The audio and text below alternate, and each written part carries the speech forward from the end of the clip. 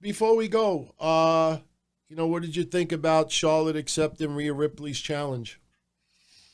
I like it. I like the matchup. It's a fresh matchup, and I think it's like it's funny. You want to say the old guard, like Charlotte's been around for 20 years, but it's kind of like it's almost being played like the old guard versus the new guard. I mean, listen, Charlotte is 13 years older than Rhea Ripley, maybe Well, I'll tell you a 30s. funny thing that I know 99.9% of people out there don't know that they might find fascinating.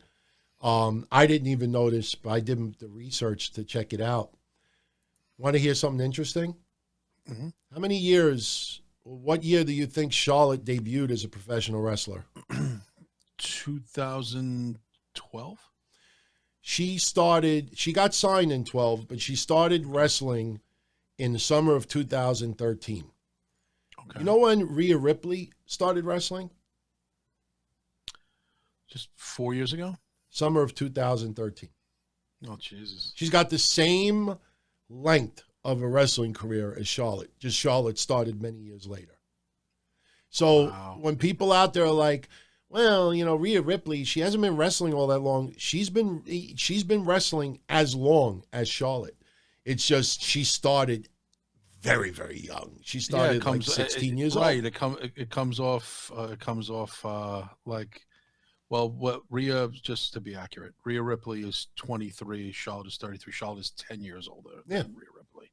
But it seems almost like old versus new. It does seem like that. But you know what? Rhea doesn't have a Hall of Fame Ripley, believe it or not. I don't know if people know why I said that, but Charlotte obviously is around wrestling royalty her entire life. So I'm not trying to compare Charlotte's career to Rhea Ripley's career. The only reason why I'm bringing that up is for people out there that think that Rhea Ripley has only been wrestling for a cup of coffee and they don't like that balance. I got news for you. Go look up Bianca Belair. Go see how long she's been wrestling. It'll surprise a lot of people out there, but it'll also make you appreciate Bianca Belair even more, that she was able to get to this level in such a short period of time. Some people just take to it like a fish to water. Yeah. Some people just have it factor. We talk about it all the time. It's like people go on that American Idol and they've been singing for 2 years and they just blow these musicians away. It's like, how long you been singing? I'm singing in the shower. And you're that good. Sometimes you just got a gift and you're good. Yeah, Bianca Belair, all three of them. I like to see a three-way dance at WrestleMania between the three of them. I like to see Bianca Belair peppered into that match. I think she deserves it. Yeah, I don't know if that's going to happen. I mean, I don't have a problem with it if it does. I think at the end of the day, Rhea Ripley has to retain. I don't think, Charlotte being a full-timer in NXT, even for a couple of months. Although I said yesterday, I'm warning everybody out there, do not be surprised if NXT wins some of the Wednesday ratings when it gets closer to WrestleMania because of the match hypes and everything going on.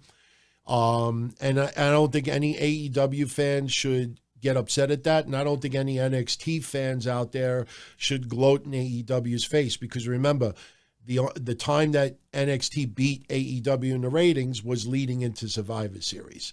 So be prepared that just because of the magnitude of WrestleMania, that's where fans get their eyes back in wrestling, and expect NXT to win 1-2 weeks leading into it. But once WrestleMania is over, I think it's back to the trend of what we have now as far as Wednesday ratings go.